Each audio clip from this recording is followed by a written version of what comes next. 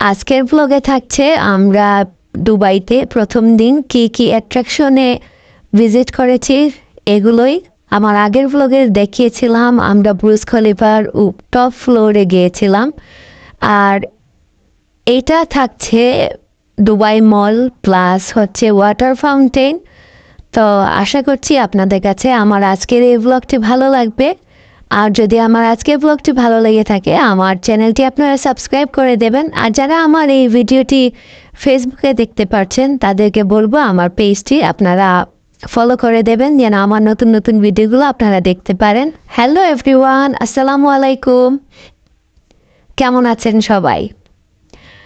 আপনারা তো এতক্ষণে বুঝতেই পেরেছেন আমি দুবাই হলিডে করেছি, আর দুবাই হলিডের তো আমি ভ্লগ আপলোড করে ফেলেছি অলরেডি একটা, আর এখন আমি আপনাদের সাথে আপলোড করছি আমার সেকেন্ড ভ্লগ। আশা করছি আপনাদের কাছে অনেক ভালো লাগবে। তো দুবাইতে যাওয়ার পরে প্রথম দিন আমরা 2টা অ্যাট্রাকশনের টিকিট কেটে নিয়েছিলাম আগে থেকেই অনলাইনে।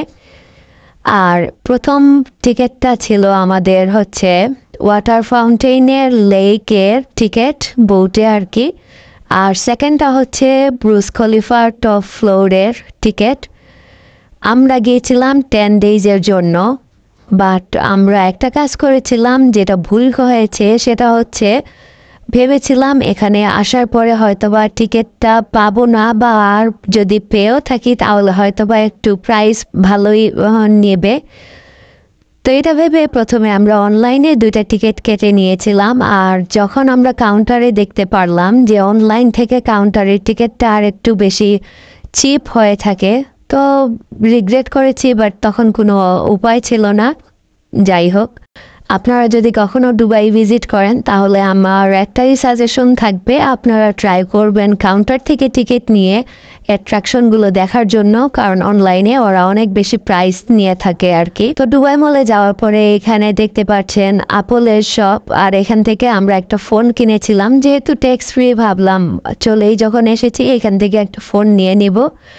তো ও শপ থেকে ফোন নিলাম আর টুকটাক শপিং করলাম, যেহেতু হলিডেতে গিয়েছি অনেক এক্সপেন্সের একটা ব্যাপার স্যাপার ছিল, তারপর আবার ওয়েটেরও একটা ব্যাপার আছে, বেশি শপিং করলে আবার নিয়ে আসাটাও ঝামেলা, সব কিছু মিলিয়ে। আর প্রথম দিন যেহেতু আমরা অনেক টায়ার্ডও ছিলাম, বাট তারপরেও আলহামদুলিল্লাহ আমরা অনেক বেশি এনজয় করেছি। আর দুবাই মলটা তো অনেক বিশাল একটা ব্যাপার ঘুরে দেখার জন্য। যতটুকু পেরেছি আমরা গিয়েছি আর কি, প্রত্যেকটা শপে তো আর যাওয়া সম্ভব হয়নি। তো 2 ঘন্টার মতো সময় পেয়েছিলাম আমরা দুবাই মলটা ঘুরে ঘুরে দেখার জন্য। তারপরে আমরা গিয়েছিলাম হচ্ছে ওয়াটার ফাউন্টেনে। আর দুবাই মলের ভিতরেই একটা ফিশ অ্যাকোয়ারিয়াম আছে, সেখানেও গিয়েছি আমরা। আর এখানটা দেখতে পাচ্ছেন একদম ফাঁকা, কিছুক্ষণ পরেই দেখবেন মানুষ আর মানুষ, মানে কোথা থেকে যে এত মানুষ চলে আসে বোঝাও যায় না, মনে হচ্ছে একদম ফাঁকা, বাট একটু পরে দেখতে পারবেন একদম ক্রাউডি হয়ে গিয়েছিল। তো আমরা এই অ্যাকোয়ারিয়ামটা ঘুরে ঘুরে দেখেছি, আর কিছুটা সময় এখানে পিকচার তুলেছি, ভিডিও করেছি। তারপরে আমরা বের হয়ে গিয়ে এই তো ওয়াটার ফাউন্টেনের সামনে চলে এসেছি। আর এই তো প্রথম দেখলাম বুর্জ খলিফা নিজের চোখের সামনে থেকে, খুবই ভালো লাগছিল। আর ভিতরে মানে একটা এক্সাইটমেন্টও কাজ করতেছিল যে কখন আমরা এটার ভিতরে যাব বা টপ ফ্লোরে যাব, এটা আর কি। তো আমরা এখানে শেষ করে তারপরে রাতের বেলা 10টার সময় আমাদের ছিল টপ ফ্লোরের টিকিটটা। তো মনের মধ্যে তো একটা সান্ত্বনা ছিলই যে আমরা তো যাবই রাতের বেলা দেখতে, এই আর কি। তো এখন আমরা বোটে উঠেছি। বোট থেকে যখন পানির ফোয়ারাটা স্টার্ট হয় মানে এত ভালো লাগে। আর আমরা যেহেতু গিয়েছিলাম সন্ধ্যার একটু আগ মুহূর্তে, যার কারণে পানির ফোয়ারার যে ডান্সটা তেমন একটা ভালো বোঝা যাচ্ছে না। তো আমরা বিকেলবেলা সন্ধ্যা পর্যন্ত যখন এখানে ওয়েট করেছি সেটাও আপনাদের সাথে শেয়ার করব, বুঝতেই পারবেন কেমন লাগে, মানে সন্ধ্যার পর কেমন লাগে আর কি। তো এত সুন্দর জায়গা আর এত মানে শান্তির একটা জায়গা, মনে হয় না যে ভিডিও করি বা ছবি তুলি, সবসময় মনে হচ্ছিল যে নিজের চোখে এত সুন্দর জায়গাটা উপভোগ করি আর কি।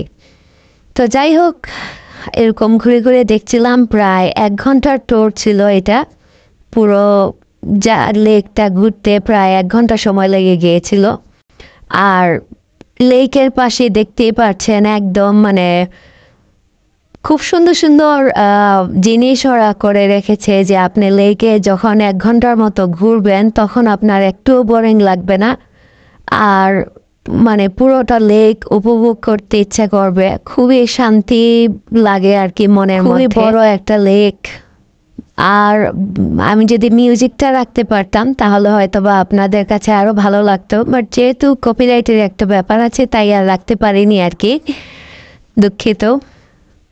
লেক দেখতে দেখতে একটা কথা বলে নেই, আপনারা যারা নতুন আমার এই চ্যানেলে, আমার চ্যানেলটা আপনারা সাবস্ক্রাইব করে দেবেন। আর যারা আমার এই ভিডিওটি দেখবেন হচ্ছে ফেসবুক থেকে, তারা আমার পেজটা ফলো করে দেবেন, যেন আমার নতুন নতুন ভিডিওগুলো পেয়ে গেলে আপনারা নোটিফিকেশন পেয়ে আমার ভিডিও দেখতে পারেন, এই আর কি। আর আমাকে আপনারা সাজেস্ট করতে পারেন কি কি ভিডিও দেখতে চান বা কীভাবে আমার ভিডিওর কোয়ালিটি বা আমার ভয়েস ওভার বা সব কিছু মিলিয়ে ওভারঅল সব কিছু কীভাবে আরও ভালো করা যায় আপনারা আমাকে প্লিজ সাজেস্ট করবেন, আমি অনেক খুশি হব। আর সুন্দর সুন্দর কমেন্ট করে জানাতে ভুলবেন না যে আমার আজকের ব্লগটি আপনাদের কাছে কেমন লেগেছে। মনের মধ্যে একটা জিনিসই বারে বারে উঠে আসছিল যে আমি যদি আর কখনো হলিডে করতে যাই তাহলে আমি বারে বারে দুবাইতেই যাব। তো প্রথম গিয়েছি যার কারণে এটাই বারে বারে মনে হচ্ছিল। তো সারা দুবাই তো আর ঘুরে ঘুরে দেখার সময়টাও হয়নি, যতটুকুই পেরেছি আলহামদুলিল্লাহ, আল্লাহর কাছে অনেক অনেক শুক্রিয়া। খুব ভালো একটা সময় কাটিয়েছিলাম আর অনেক এনজয় করেছি। আল্লাহর হুকুম হলে আবার যাব, এইটাই আর কি। তো আমরা বোট থেকে নামার পরে এখানে কিছু সময় ওয়েট করেছি। বিকালবেলা আবার যখন ওয়াটার ফাউন্টেনটা ওপেন করবে ওরা এটা দেখার জন্য। তো এটা হচ্ছে প্রায় মনে হয় আমি যদি ভুল না বলি হয়তো বা 1 ঘন্টা পর পর ওরা এটা অন করে আর কি।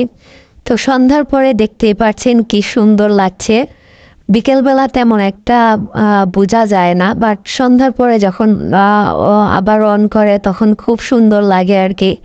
আর এই তো দেখতে পাচ্ছেন বুর্জ খলিফার যখন ওরা লাইটটা অন করে এত সুন্দর লাগে, মানে খুবই ভালো লাগে আর কি। আর দুবাইতে হলিডে করার পরে মনে হয়েছে অনেক সেফ একটা কান্ট্রি, লাইক সৌদির মতো। সৌদিতে আমরা যখন গিয়েছিলাম তখন আমাদের কাছে যেরকম সেফ মনে হয়েছিল ঠিক দুবাইতেও কিন্তু সেরকমই সেফ একটা কান্ট্রি। ডেতে আমরা সারাদিন ঘোরাঘুরি করার পরে অনেক লেটে হোটেলে যেতাম, বাট মনের মধ্যে কোনো ভয় লাগতো না।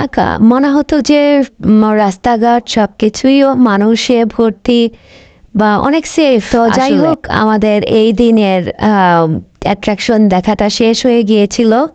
আমরা এখানে কিছুক্ষণ থাকার পরে খাওয়া দাওয়া করে বুর্জ খলিফার টপ ফ্লোরে চলে গিয়েছিলাম। আশা করছি ভালো লেগেছে। আসসালামু আলাইকুম।